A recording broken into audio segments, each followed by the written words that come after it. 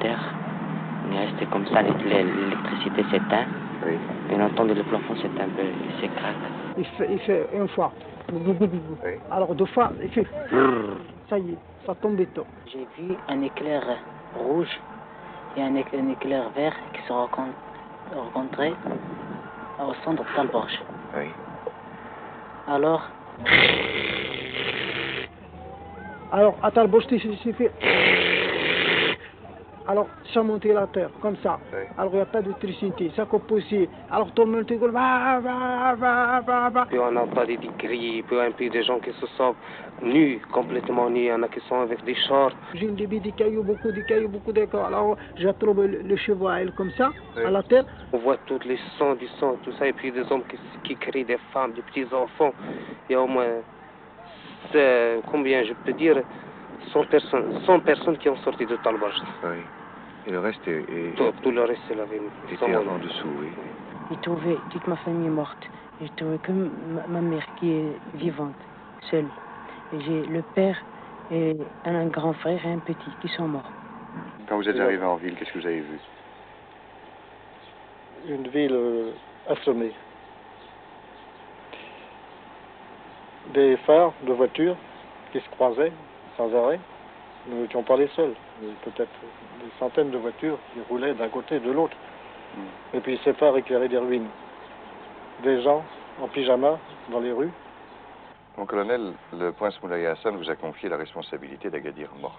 L'ensemble de la ville est encerclé par l'armée, je crois. Enfin. L'ensemble, il y a un cordon qui entoure la ville, et en plus de ce cordon qui empêche toute infiltration, à l'intérieur, il y a des points fixes qui sont occupés et des patrouilles qui circulent nuit et jour pour éviter qu'on touche aux affaires des sinistrés. Il n'y a pas eu de problème de pillage, en fait. Je ne peux pas affirmer qu'il n'y ait pas eu de pillage, Oui. parce que les premiers jours, évidemment, il y avait beaucoup de monde en ville, les gens sont venus de l'extérieur, et on ne peut pas empêcher les premiers jours. Mais depuis que la ville est évacuée,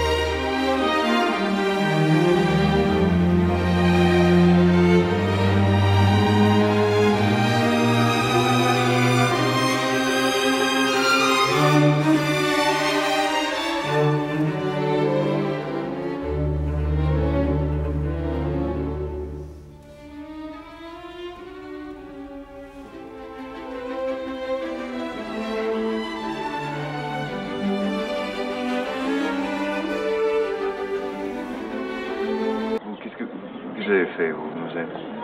Rien, j'étais sur mon lit et tout mon lit s'est rempli de cailloux aussi, Oui. de pierres. Et je me suis rendormie.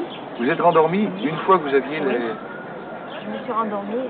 Pendant combien de temps? Je ne sais pas. On ne savait pas puisqu'on voyait toujours la nuit. Il faisait toujours noir. Oui. On ne savait pas si c'était le 9e ou le 8e jour. On voyait toujours la nuit. Vous étiez avec votre sœur, non? Vous étiez l'une à côté de l'autre? Oui. Qu'est-ce que vous avez fait, vous, alors? Rien. Je me suis Une fois que vous réveillée. êtes réveillé, que vous avez crié, Oui. vous avez fait quoi Et puis, après? j'ai pas pu me délivrer. J'étais fatiguée quand je me suis rendormie. Vous êtes rendormi. Mais vous n'avez pas dormi tout le temps pendant 11 jours. Hein? Vous n'avez pas dormi tout le temps. Vous êtes réveillé à un moment. Vous avez parlé ensemble, non? Oui. Hein? On a Qu'est-ce que vous vous délivré. disiez? Bien, on se racontait des films. On parlait. Vous parlez de quoi encore? Vous ne parliez pas de savoir comment vous allez être délivré? Non, on disait, ça y est, voilà. Ils ont arrangé l'autre maison, ils ont déblayé, puis c'est à notre tour. Alors on entendait le bruit des ambulances, on disait sûrement ils l'ont transporté à l'hôpital. Alors j'ai dit à ma soeur, attends, je crois que c'est notre tour. Et vous, monsieur, quand avez-vous commencé à penser que vous pouviez être sauvé? Moi j'avais l'espoir de rester même 40 jours. 40 jours? 40 jours. Mais vous n'avez évidemment pas... J'avais toujours l'espoir que vienne me sauver. Vous saviez que vous pouviez rester 40 jours oui, comme ça? je sais. Mais pourquoi? Parce que dans notre vie, je sais qu'on peut vivre 40 jours sans manger. Et vous étiez sûr de pouvoir le faire? J'étais sûr, oui. Comme je n'étais pas mort sur le coup, j'avais l'espoir de rester jusqu'au 41 jours. Et puis il reste les vivants, les rescapés. Ils sont 10 000, regroupés dans des camps sous toile, disséminés autour d'Agadir. 10 000 musulmans qui attendent, ils ne savent pas très bien quoi. Ils attendent la suite. On les a habillés, on les nourrit. Après, on verra.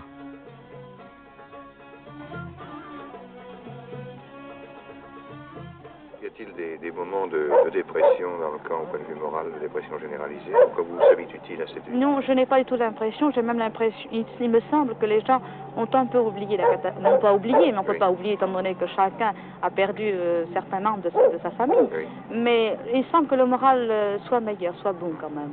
Oui. On voit très rarement actuellement des gens pleurer. Ils sont même, on entend la nuit les réfugiés chanter, s'amuser. Dis-moi, il y a longtemps que tu es dans le camp? Oui. Il y a combien de temps? 2 semaines, comme 2 ça. semaines. Et tu vis où? Sous la tente?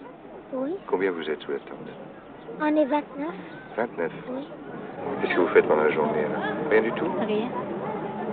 Mais vous vous ennuyez pas ici? Si, un peu. Un peu, hein? Oui. Qu'est-ce qui vous manque le plus? Dans les études. Sans les études. Et votre papa, qu'est-ce qui lui manque le plus? Le travail. Sur la base française, 200 réfugiés français vivent sous toile également. D'autres sont à Casablanca ou à Rabat. Qu'a-t-on fait pour eux? Le consul de France à Agadir nous répond. Qu'en pensent-ils? Ils le disent. Est-ce que, actuellement, donc, ces réfugiés, on les aide, j'imagine, à vivre? Alors, on les aide d'une façon généralisée, d'ailleurs, quelle que soit la situation de fortune des réfugiés. Nous avons d'abord versé 30 000 francs par adulte et 10 000 francs par enfant. Oui. Vous avez été bien accueillis ici, oui? Les premiers temps, oui. Mais maintenant, nous avons l'impression que nous laissons tout le monde. Pourquoi? Pourquoi avez-vous cette impression-là? Mais parce que personne ne sait quoi faire de nous. Oui.